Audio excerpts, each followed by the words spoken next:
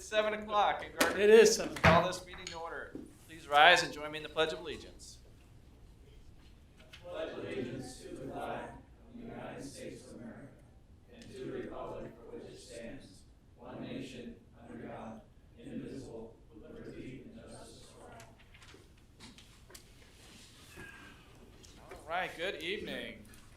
We are a little more spread out this evening. Hopefully it's just a short-term procedure, but try to be careful. All right, well, we're going to begin with a presentation about the Gardner Land Bank. Matt Wolf, you're up.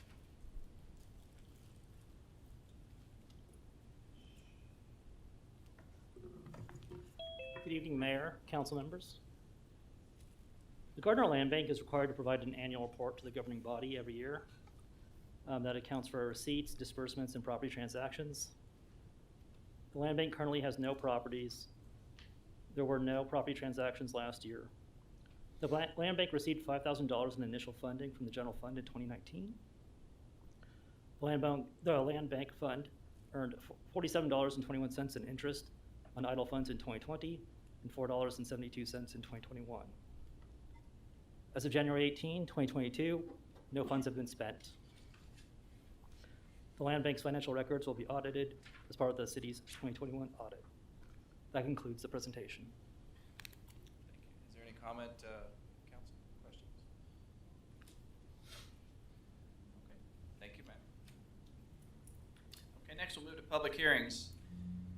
Is there a motion? Hold a public hearing to receive public comment on the results of New Trails Multifamily, LLC, Treadway Apartments, cost-benefit analysis, and granting of exemption from ad valorem taxes. Is there a motion to open the public hearing? So moved. Second. Motion Shute, second Deaton. We open the public hearing. All those in favor? Aye. All opposed? Abstained? Hearing is open.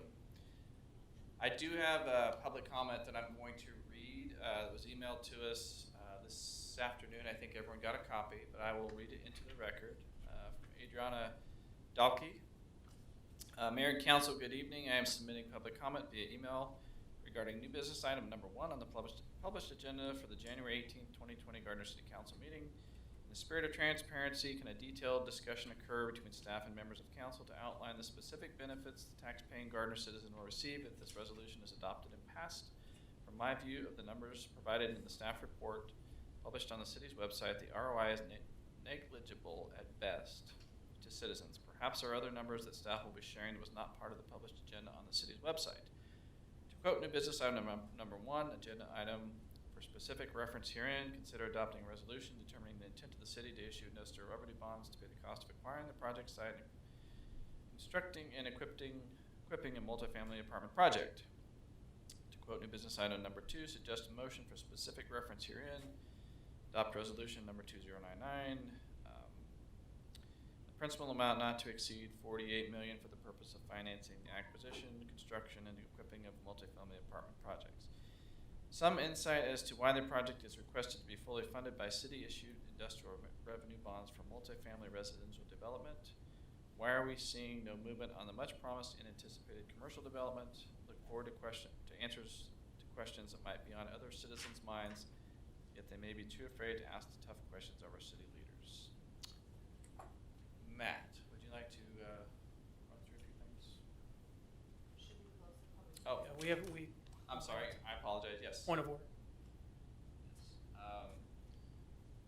Is there anyone else who would like to speak at the public hearing? Mayor. Yes, sir.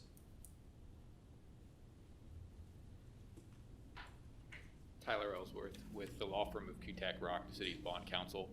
I would suggest that you keep the public hearing open and let Mr. Wolf respond to the comment that you just received. After he's responded and answered any additional questions, then what I'd like to do is present the results of the cost-benefit analysis for the balance of the public hearing and then close it. Absolutely. I think that's a great idea. Okay. Is there anyone else who'd like to come forward before we have Matt? Okay. Matt, would you like to speak on this briefly?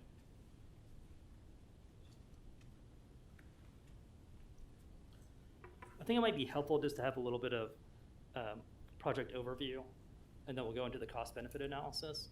And hopefully those two things will answer those questions that were posed. And feel free to ask any questions afterwards. So this is basically a proposed multifamily project for about 288 units located on about 25 acres. It's one component of a larger 262 mixed use development known as the Grata project. Tonight we're talking about basically the developer's request for $48 million in IRBs to be issued for the acquiring project site, constructing and equipping a multifamily or apartment project.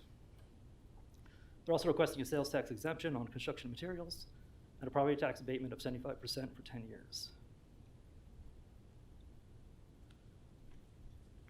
Essentially, this is a greenfield right now. So from the city's perspective, we're adding to our housing stock, we're adding to our population, and we're adding to our tax base. So those are the kind of the benefits for the project. And Tyler Ellsworth, Bond Counsel, will go into more detail. Thank you, Matt.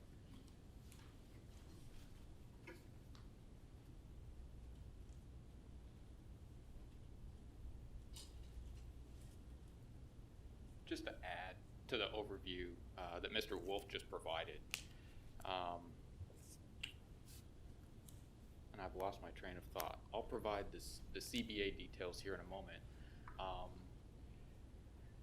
To add to the overview that Mr. Wolf provided, the industrial revenue bonds are not a debt of the city, and they're not paid from taxes of any kind.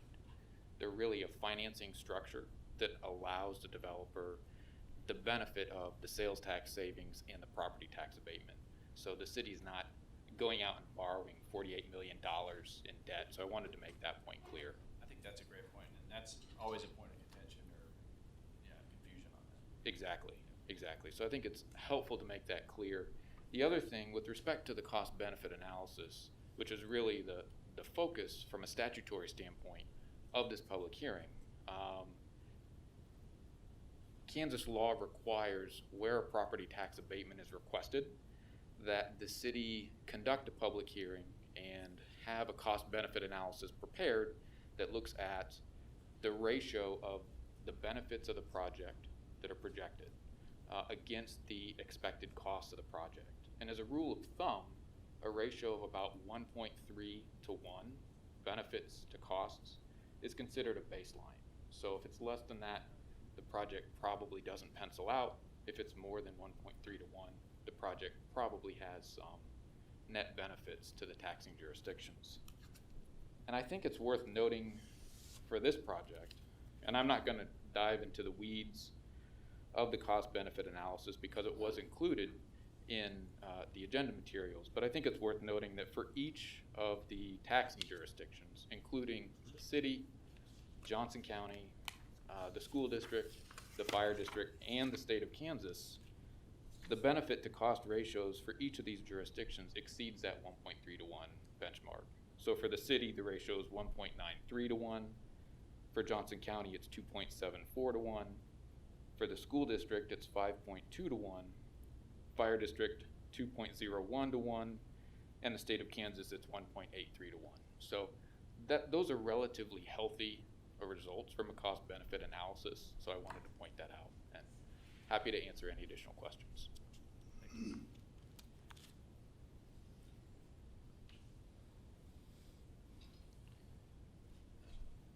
Matt, did you want to? I was just going to be ready for any questions you have. We would close the public hearing before. All right. No one else coming forward? A motion to close the public hearing? So moved. Second. Motion Deaton, second Bottle. Then we close the public hearing. All those in favor? Aye. All opposed? Abstentions? Public hearing is closed. Okay. Any questions or comments at this point on that? Okay. All right. We'll move into public comments. At this point, members of the public are welcome to use this time to make comments about city matters or items on the agenda that are not part of a public hearing. If you wish to come forward, please limit your comments to 5 minutes or less. There's a 5-minute time clock to your left. No profanity, no personal attacks. With that being said, come forward and state your name and address for the record. Podium is open.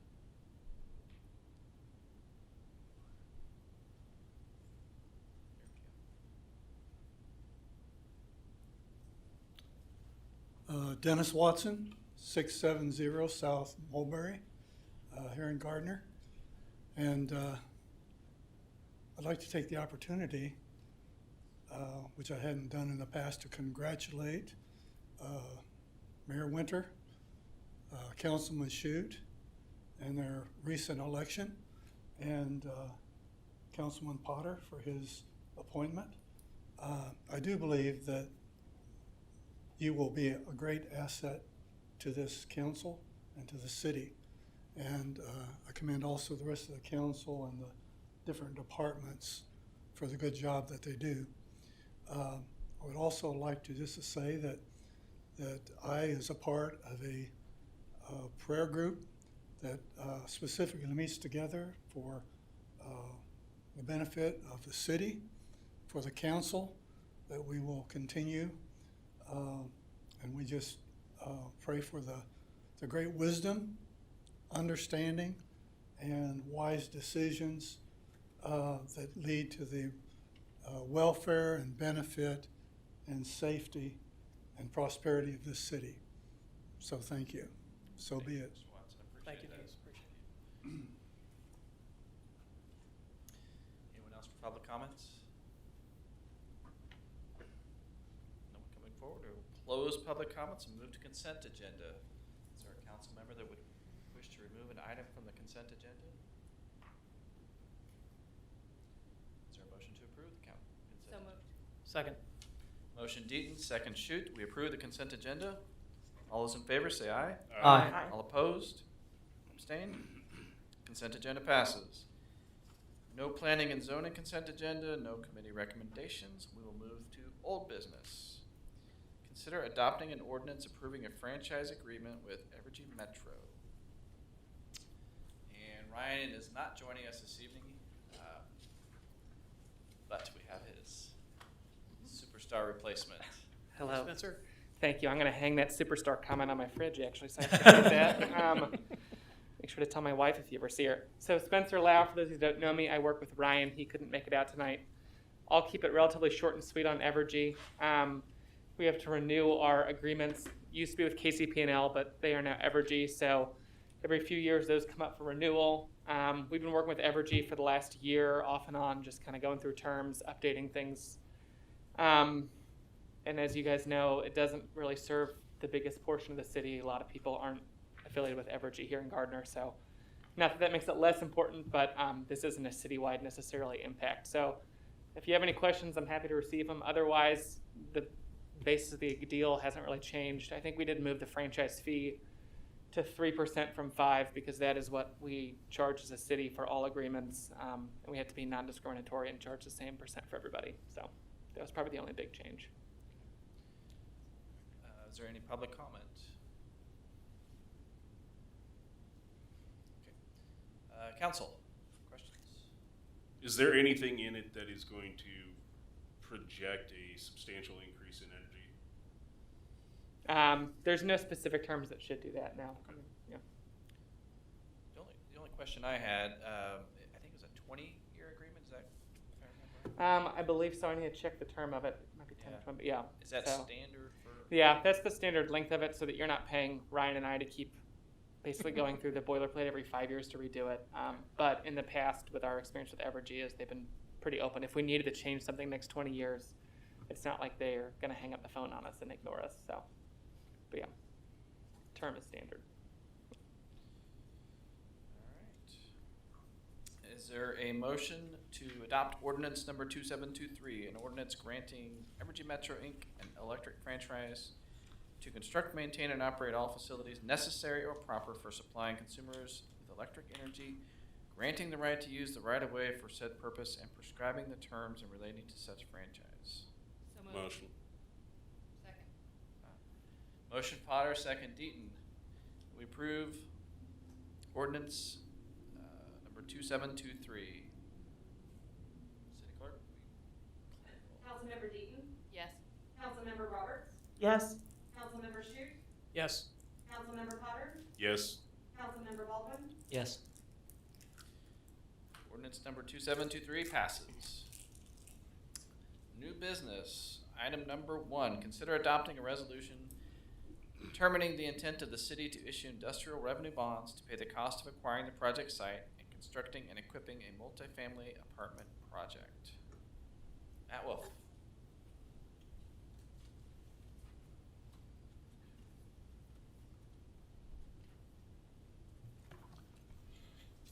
This is a follow-up item to the public hearing. It's staff's recommendation that you adopt the resolution determining the intent of the city to issue industrial revenue bonds to pay the cost of acquiring the project site, constructing and equipping a multifamily apartment project within the city, and to grant property tax exemption and authorize the form of a pilot agreement for the new Trails Multifamily project, also known as Treadway Apartments, or it's also known as part of the Grotto project. And is there any more public comment on this? This was part of the public hearing. Council, do you have questions?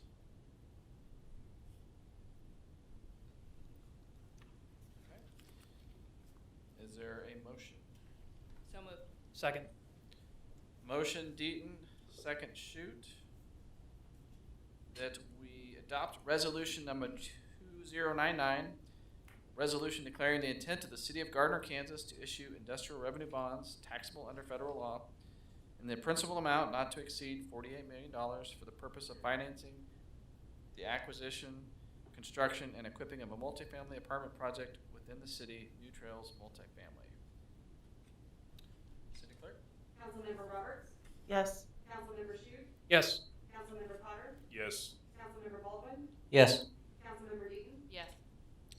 Resolution number 2099 passes. New business item number 2, consider adopting a resolution approving the execution and delivery of an agreement to release and assign the city's opioid claims to the Kansas Attorney General and certifying costs attributable to substance abuse and addiction mitigation in excess of $500.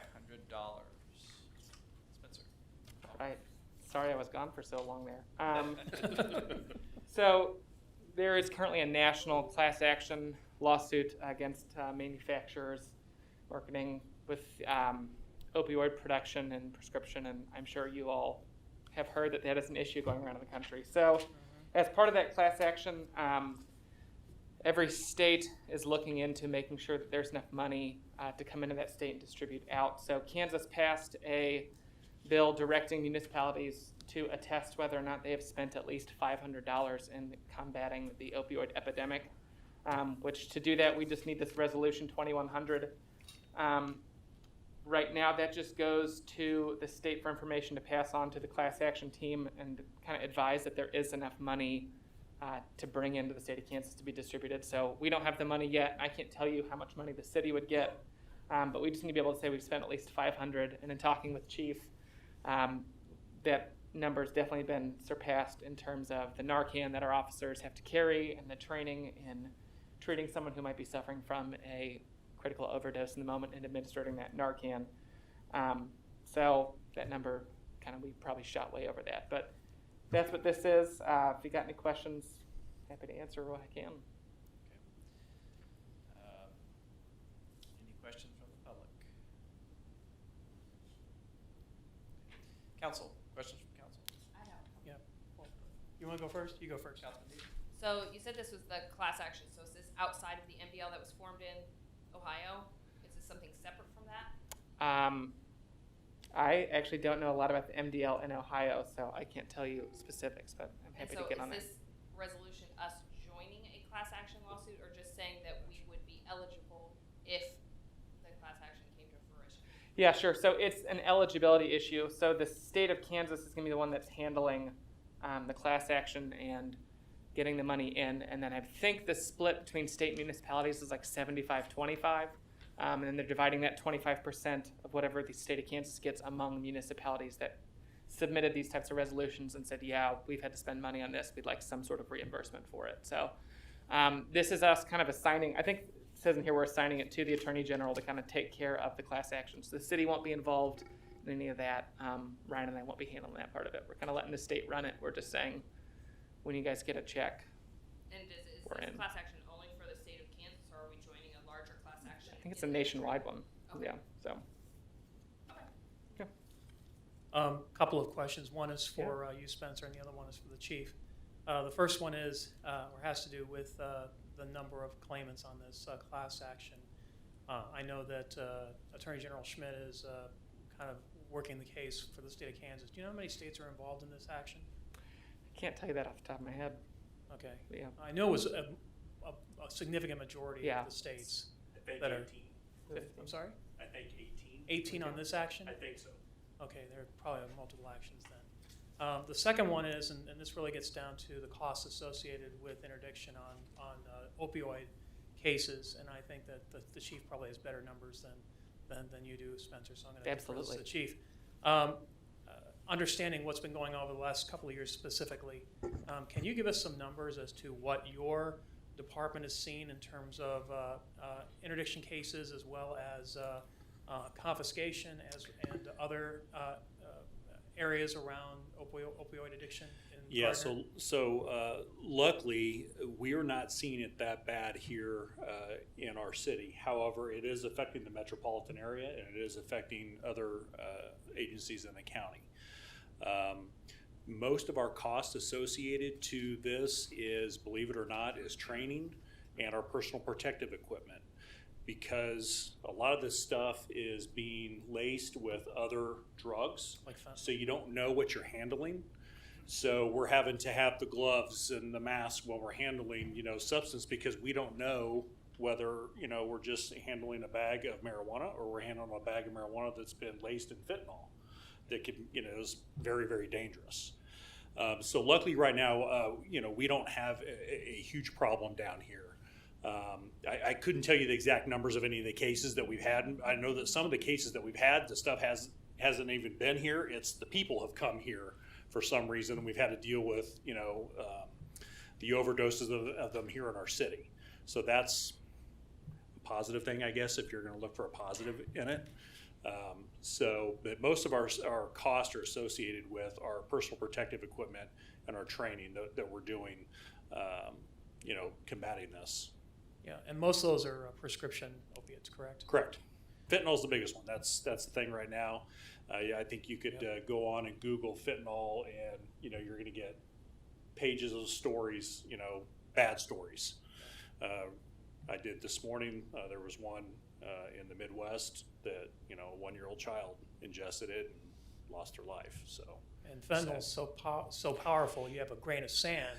Yes, I mean it's micrograms. It's 50 to 100 times more powerful than morphine and used to, for as a painkiller for, cancer patients. So, everyone knows that back in the day, the battlefield, that the military was, you stick them morphine in their legs, 50 to 100 times more powerful than morphine is fentanyl. So.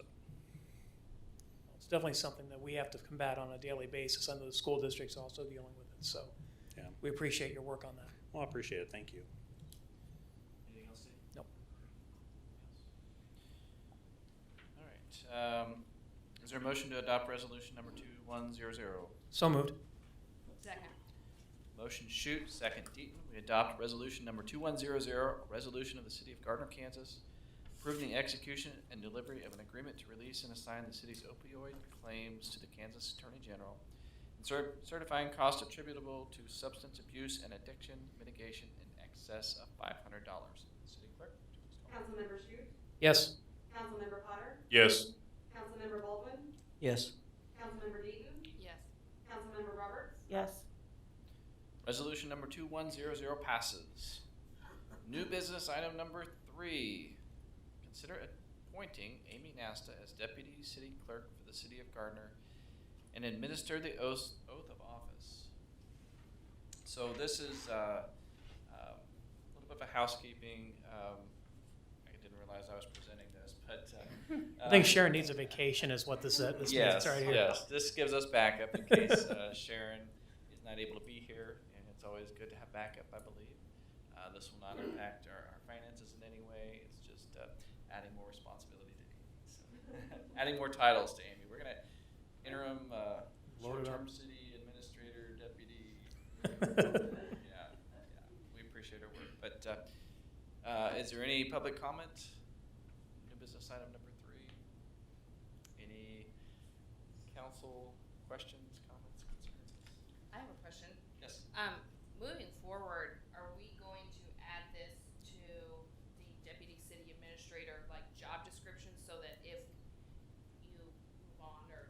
if somebody else gets into that role, will it be an automatic, they should be deputized, or? We potentially could, but under statute, you would still have to specifically appoint an individual. It's basically for signatory responsibilities. So even if it was added to a job description, you still have to appoint someone. For example, the city clerk position itself still has to be appointed after they've been hired. I just thought we'd cover our bases that, okay, we put somebody different in that role, then we make sure that that's the next step that happens. Absolutely. We could look at adding it to the job description, just with the understanding it would still have to come before council for appointment. Of course. Any other questions? Is there a motion for? So moved. Second. Motion, Shute, second, Deaton. We appoint Amy Nasta as City of Gardner Deputy City Clerk effective January 18th, 2022, and direct the city clerk to administer the oath of office. All those in favor? Oh, sorry. All those in favor?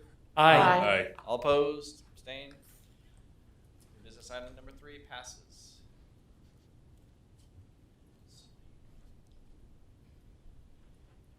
Please raise your right hand and repeat after me. I state your name. I, Amy Nasta, Do solemnly swear do solemnly swear that I will support the Constitution of the United States that I will support the Constitution of the United States and the Constitution of the State of Kansas, and the Constitution of the State of Kansas, and faithfully discharge the duties and faithfully discharge the duties as Deputy City Clerk as Deputy City Clerk for the City of Gardner, Kansas. for the City of Gardner, Kansas. So help me God. So help me God. Wonderful.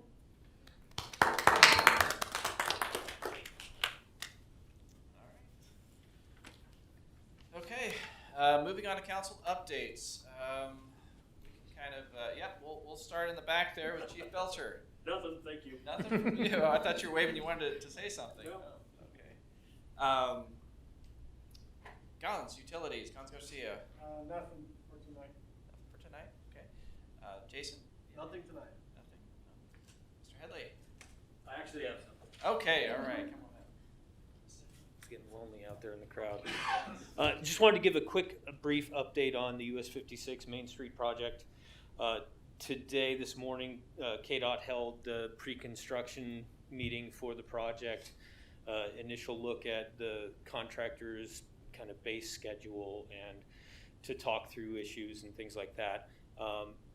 Not a lot of particular detail on the construction schedule other than they currently plan to start mid-February, weather permitting, obviously. The work completion date is mid-November, so the project runs from February to November. We are expecting some additional detail on phasing and things like that within the next week, and we'll provide that when we get it. The city did request that we have a public information meeting here for Gardner residents, just so that there's an opportunity for affected business people or anyone that has questions regarding the schedule or what's going to happen can come and get that. We don't have that scheduled yet, but once it's scheduled, we'll push that out to anyone interested through the normal channels and give everyone an opportunity to kind of see what's going to happen before work starts.